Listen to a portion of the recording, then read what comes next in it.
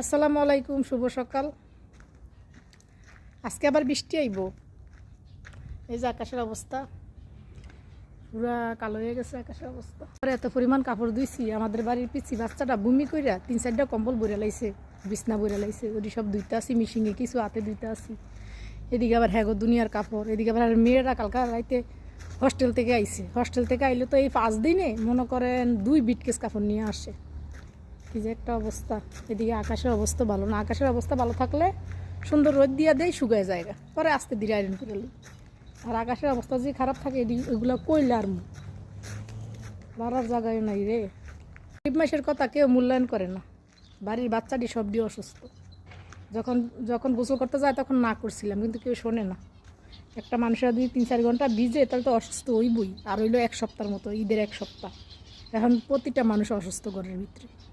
আর এই বমি করে করে প্রতিদিন দুনিয়ার কাপড় সাপড় ভর্তা আছে, কম্বল 3টা-4টা করে সব ধুইতে আসি।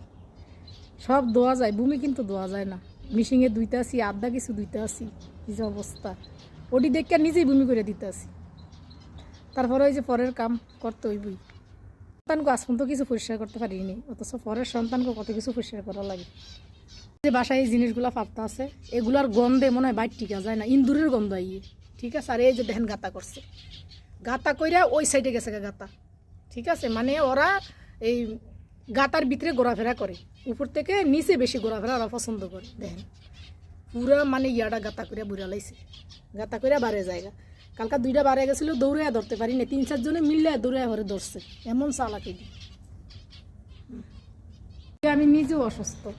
কালকা ম্যাডামের কইয়া 4টা ওষুধ নিছি মাথা ব্যথার, নিয়ে খাইলাম, কিন্তু একটু কমছে, হালকা পাতলা। কাজ তো করতেই হইব, চতুর্দিকে কাজ, এদিকে আবার বৃষ্টি, কি অবস্থা।